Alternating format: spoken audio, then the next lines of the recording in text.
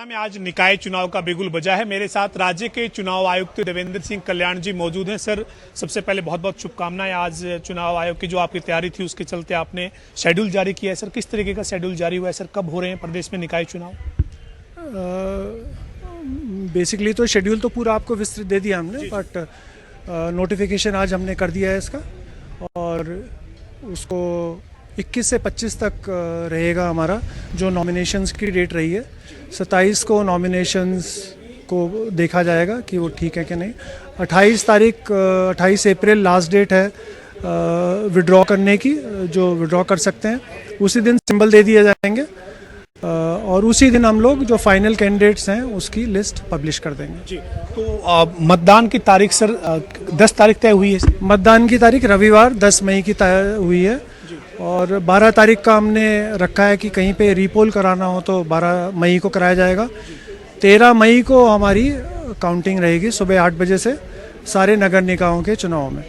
और पंचायती, क्योंकि ज़्यादातर पंच और सरपंच के लोकल इलेक्शंस हैं, तो उसकी कोशिश हमारी रहेगी सबको सुचारू रूप से हुआ तो 10 तारीख की इलेक्शंस के बाद ही पंचायती जितनी हमारी संस्थाएं हैं उनकी काउंटिंग हम लोग 10 को ही करवाते हैं। जी, कल्याण साहब, जो ये चुनाव निकाय के हैं ये किस किस नगर निगम और कॉर्पोरेशन में है सर, मोटे तौर पे? जो आप नगर निगम हमारे हैं अम्बाला, पंचकुला और सोनीपत। उसके बाद रिवाड़ी का है कमेटी का। उसके बाद दारूहेड़ा है, सांपला है। इनमें ये होगा दारूहेड़ा, सांपला में हमारा उकलाना, इनमें हमारे चुनाव होंगे। बाकी 6 जगह पे उपचुनाव होंगे, एक वार्ड के हैं कमेटीज के। सर, जो एक्सपेंडिचर है उसको लेकर इस बार राज्य के चुनाव आयोग ने क्या तैयारी की है? आप तो आबकारी एवं कराधान विभाग में जो प्रधान सचिव के तौर पर महत्वपूर्ण भूमिका में रहे हैं, क्योंकि जब चुनाव होता है सर कई तरीके के प्रलोभन की बात सामने आती है, खर्च बढ़ जाता है, तो उसको लेकर इस बार क्या इंतजाम किए गए सर? देखिए, हमारे DTC जो हैं डिस्ट्रिक्ट एक्साइज टैक्सेशन कमिश्नर्स, उनको हम लोग इधर लगाएंगे ऑब्जर्वर्स में।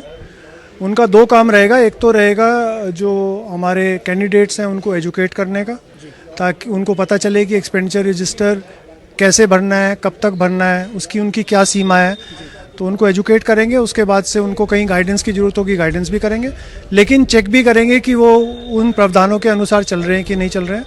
और जो 30 दिन का एक रहता है, लिमिट रहता है कि चुनाव के बाद उनको रजिस्टर्स अपने करने हैं, वो भी वो प्रोएक्टिवली करेंगे ताकि कोई कैंडिडेट इलेक्शन रजिस्टर ना देने की वजह से कोई डिस्क्वालीफाई ना हो। दूसरा रहा जो आपने कहा है कि शराब, इसके बारे में हमारे सारे ऑफिसर्स अनुभवी हैं।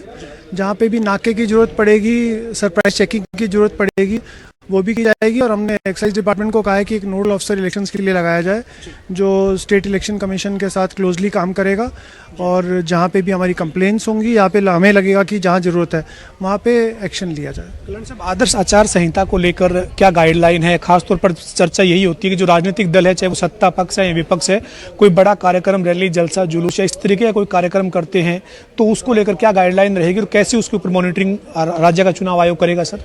देखिए, कोई भी पार्टी हो यदि वो कार्यक्रम कर रही है तो उसको जो भी रिटर्निंग ऑफिसर है, जिला प्रशासन है, उससे जो भी परमिशन लेनी है वो इंश्योर करेंगे, परमिशन लेंगे। और हम जिला प्रशासन को बोल भी देंगे कि उनके परमिशन के बिना यदि कोई कार्यक्रम हो रहा है उसके बारे में स्ट्रिक्ट एक्शन लिया जाए। अंतिम सवाल है सर, जनता टीवी के माध्यम से राज्य के चुनाव आयुक्त देवेंद्र सिंह कल्याण प्रदेश के मतदाताओं से जिन जिन जगह चुनाव हो रहे हैं क्या अपील करेंगे ताकि वोट प्रतिशत बढ़े, लोग अपने मताधिकार को लेकर जागरूक हों सर? मैं तो सिर्फ यही अपील करूंगा कि मैक्सिमम परसेंटेज ऑफ वोटिंग, आप सब लोग घर से निकलिए। रविवार का दिन है, अपना मतदान है, क्योंकि ये बहुत इम्पॉर्टेंट इलेक्शन है। आप अपने मेयर को चुन रहे हैं, आप मेंबर को कर रहे हैं, और अल्टीमेटली फिर अगले 5 साल तक वो उनके सिटी में, उनके शहर में काम भी करेंगे।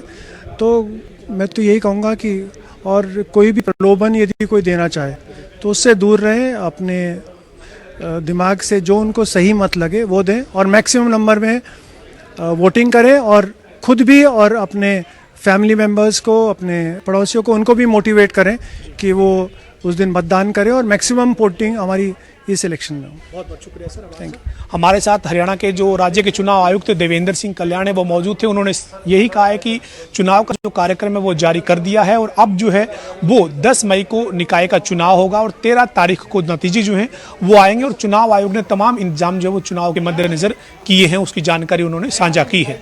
वीडियो जर्नलिस्ट विजेंद्र सिंह के साथ पवन सिंह, जनता टीवी, चंडीगढ़।